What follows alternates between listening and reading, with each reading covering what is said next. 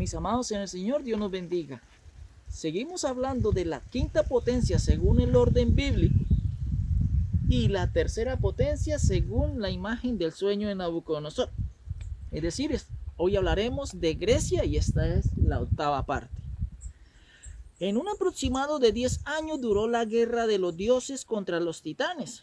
Al final Zeus ganó derrotando a Cronos y a sus aliados. Después de la batalla, Zeus con sus hermanos Poseidón y Hades se repartieron entre sí los lugares que habían conquistado.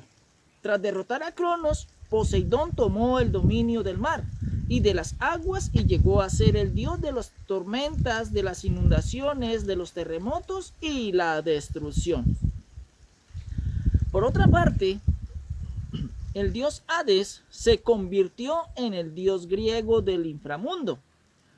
Homero y Hesíodo lo describen como un ser detestable y sin piedad, malvado. Zeus, por su parte, tomó el dominio del cielo, los aires y llegó a ser el dios del trueno y del relámpago, y llegó a ser uno de los dioses más importantes del Olimpo, el rey, el padre de los demás dioses y de los hombres. La tierra llegó a ser común a todos los dioses de la mitología griega. Cada dios tomó una porción de esa tierra conquistada, tomó un don y representa diferentes características, etc. Algo de aclarar. La mitología griega abarca un extenso estudio de sucesos, por lo cual se tomó lo más relevante para este estudio. Así definimos los titanes nacidos de la unión de Urano, dios del cielo, y de Gavia, diosa de la tierra. Sus proporciones eran gigantes y gobernaron el mundo según la mitología.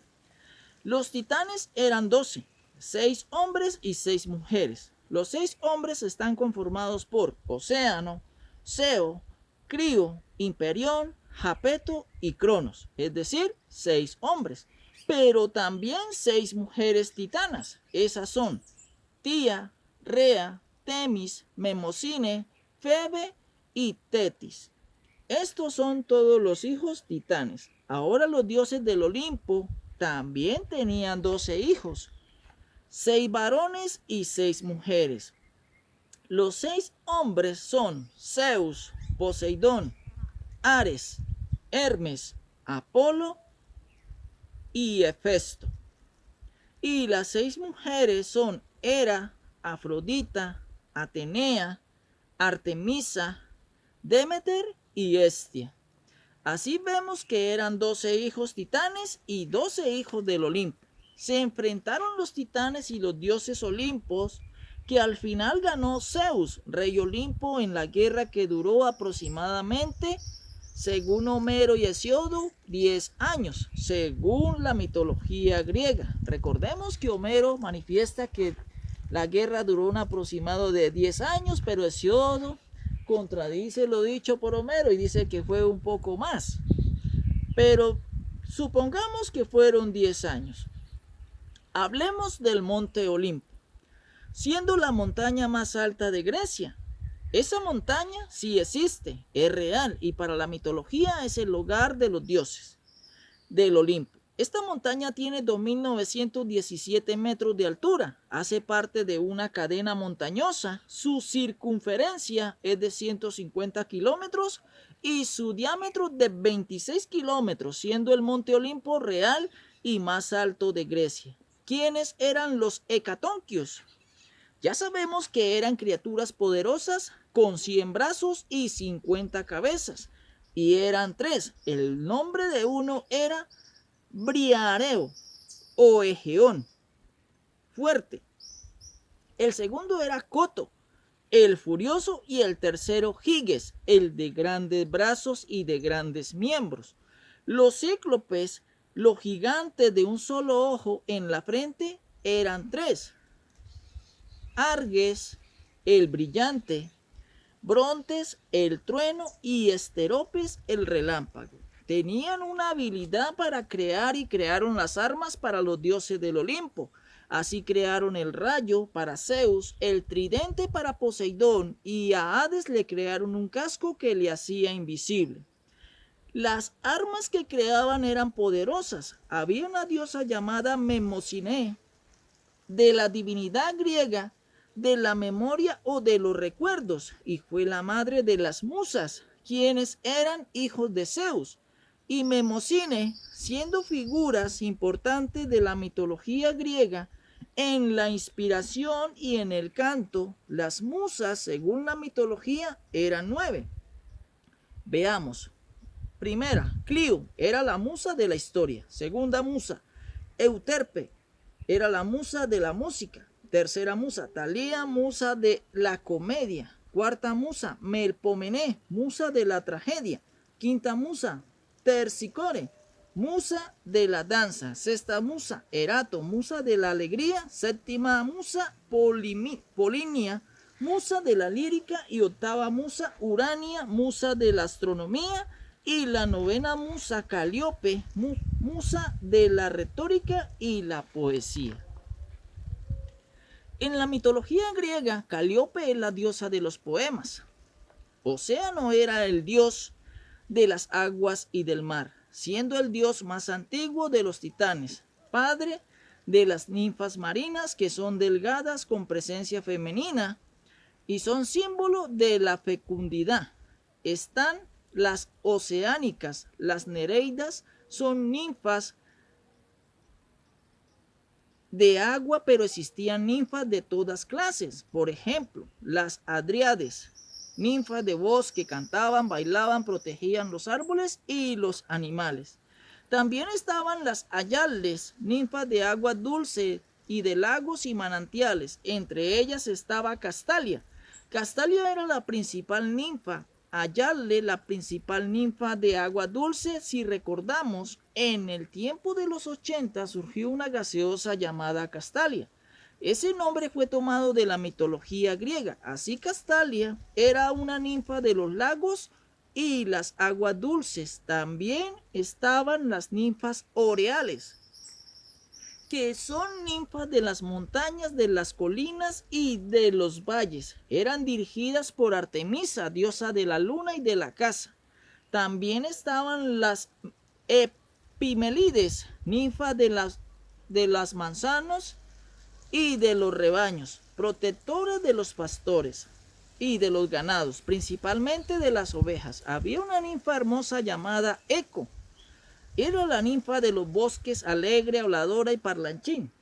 Pero la esposa de Zeus, la diosa Hera, la maldijo por ocultar las infidelidades de su esposo.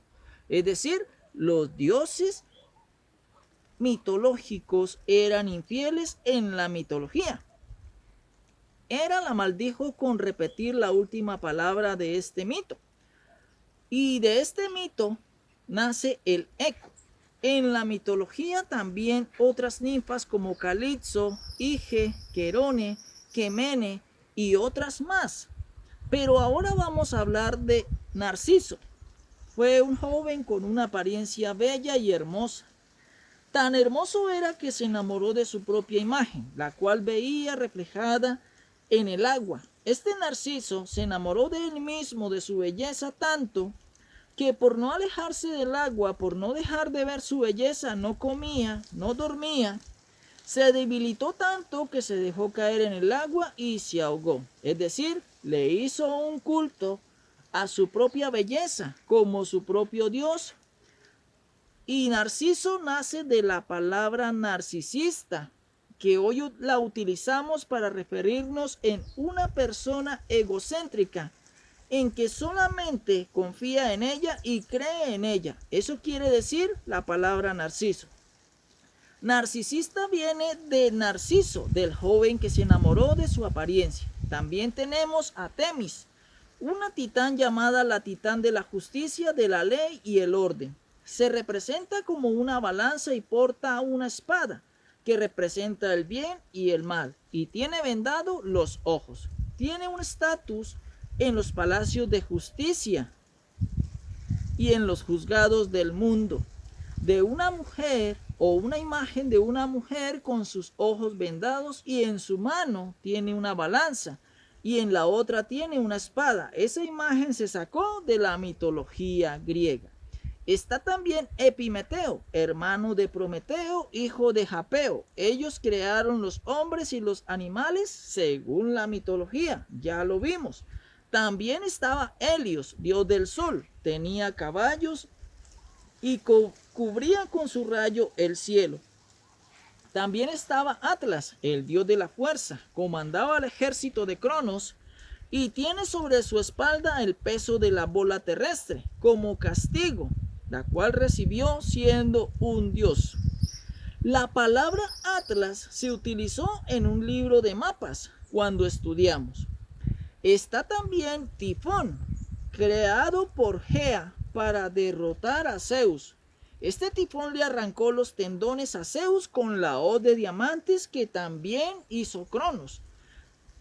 También está Hebe, diosa de la juventud y de los trabajos domésticos, y era la copera del monte Olimpo, la copera de los dioses del Olimpo. También estaba Eris, diosa de la discordia, considerada la más maligna. Así, mis amados en el Señor, estamos en el estudio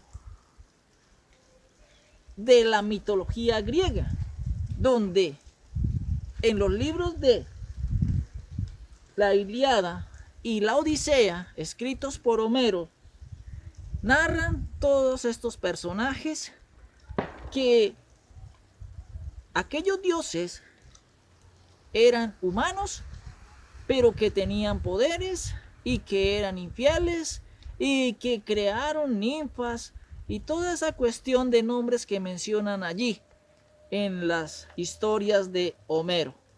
Así, mis amados en el Señor,